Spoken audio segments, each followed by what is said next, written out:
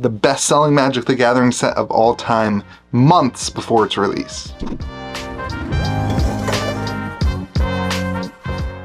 Well, what is going on, everyone? Welcome back to Kitchen Table TCG. My name is Louie, and I hope you're having yourself a fantastic day. Today, I want to talk about the anomaly, the wild thing that is the Final Fantasy Magic the Gathering set that comes out this summer. This thing is on a tear, and I want to give you guys my thoughts on some of the reasons why this is. I want to give you some of the data and things that I'm seeing on my end. We just wrapped up the Gold Wizards pre-sale for my Gold Wizards, the supporter of the channels, or the supporters of the channel. There's only one channel. And it was crazy how much volume people are asking for of the set. Now, what we do as part of that is that currently pre-orders are not guaranteed. Basically, they ask me what they want, and I charge them a 20% deposit, and then we allocate based on kind of what I get allocated on the back end, and then I invoice them for all the things. But the interest is by far, I mean, we're talking like 3 to 4 times the standard set interest. The absolute home run interest in this, even more than like Modern Horizons 3 and the other products that have come out in the past. And we're seeing this on the market too. I believe it was Mark Rosewater said that this is the #1 selling set of all time already. So that surpassed Modern Horizons 2, which was surpassed by Lord of the Rings, which is now already surpassed by Final Fantasy. I want to give you guys some of the thoughts on why I think that is. Number one, I think it has less, and I'm gonna get chewed out in the comment section for this because there's Final Fantasy fans who just think that Final Fantasy is the best thing in the world, and that's probably true. I'm not a huge Final Fantasy fan, but I think that this, one of the biggest reactions of this is just a confidence in the market. I understand Final Fantasy is a big IP. I understand we've seen, Lord of the Rings be successful, and now Magic the Gathering really is Universes Beyond, and that has been an accepted standard for what Magic the Gathering is. But more importantly than all of that, there is a blind confidence right now in the TCG market from stores, from consumers, from the people streaming on Whatnot and on YouTube and all those things. There's a blind confidence that basically everything is successful right now. It doesn't really matter what you put out if you're a game company. There's just this abnormal amount of spend, which is just happening at rapid rates, and people are just spending a lot of money. There's just a lot of consumer confidence in terms of spending money and getting value out of things.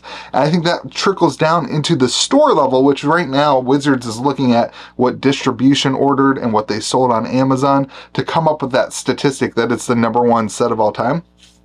And so the risk level just seems really low for Pokemon, for Magic, all these games right now.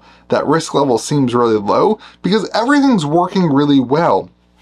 Consumers are spending a lot of money. At the end of the day, I think the set is gonna be good and fun, but at the end of the day, I think it's also releasing in this complete bull market where everything just seems to work.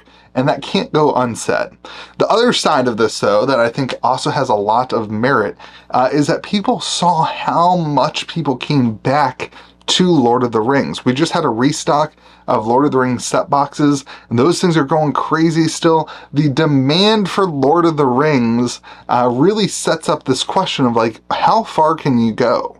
And looking down Marvel down the line, how far can the demand and the expectations really go? And when people see something that's highly successful, like the Lord of the Rings Special Collector Edition boxes, the Lord of the Rings regular collector boxes, they say, man, I can't afford that. But here's something that could be as big as that. Let me hop in at, the $600 price tag that collector boxes are selling for right now. It's absolutely wild. And so they do that. And that's what kind of goes down the rabbit trail that. So I think this set's going to be awesome. I think this set's going to be big. We haven't even seen spoilers yet. And I think when you start seeing spoilers come out, this stuff's really going to go crazy. When they start showing us the serialized card and the special variant and the mechanics of the set, the hype train's going to really go off the rails. It's only going to get bigger, in my opinion. But here's the concern I have. Right now, nothing can fail. And whenever nothing can fail, I start taking a step back and start saying, okay, as a store, as a consumer, as whatever, maybe it's time to start protecting yourself just a little bit. Just hedging your bets just a little bit. Because when nothing can fail, typically that means that something is on the horizon that may cause that consumer confidence to collapse. We were doing pretty well for a long time. And then you had things like Magic 30th. There's just this sense of how long can this cycle go before it turns, and all of a sudden you have a bad set. And one of the big things is not going to happen with Final Fantasy. It's not going to happen with Final Fantasy. I'm not saying that. But as stores order more, looking at like Edge of Eternity, right? As stores order more and Destined Rivals for Pokemon and the next Pokemon set, eventually the print runs catch up, eventually the market demand catches up, and all of a sudden you overorder, you overextend, you over-leverage, and everything comes collapsing down upon itself. And this is where you see a lot of stores, they get cocky and they go too far. And then you see people canceling orders, people not shipping things, and all of those issues. So as a consumer, just be wary of that kind of thing. Especially right now, a lot of people pre-ordering Final Fantasy collector boxes.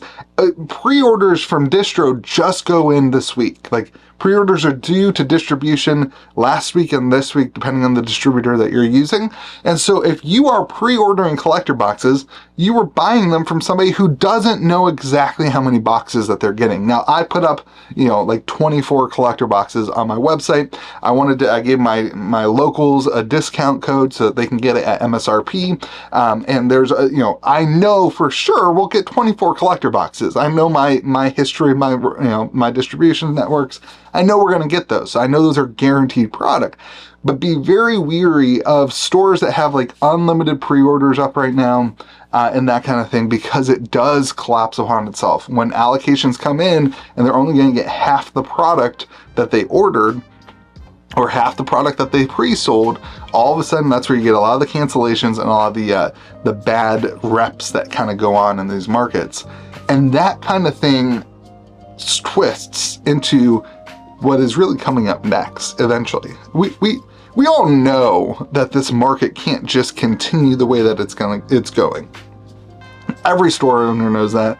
I think anybody who is buying, selling collections and anybody who is ripping packs on whatnot, and that everybody knows that we are at the top end of this current cycle of the market. We don't know when it's going to collapse, but eventually it will. And as a consumer, just don't get caught in the hype of it. Don't get caught in the mix of it. Make sure that you are protecting yourself from that, and make sure that you are ordering stuff, but not getting so far ahead of the game that you don't know if you're actually gonna get the things and that kind of stuff. So tell me what you're excited about for Final Fantasy. For me, I just think, man, it's coming out of this timeline where things are going really, really good. It's a big IP. It kind of fits the lore and the feel of Magic the Gathering more than a lot of the other Universes Beyond stuff. And once we see those spoilers, I think it's going to go absolutely insane. So thank you to all the people who support the channel. Thank you for watching, for hitting the subscribe button, for liking the videos. Remember to be kind to the people around you. We'll see you again next video.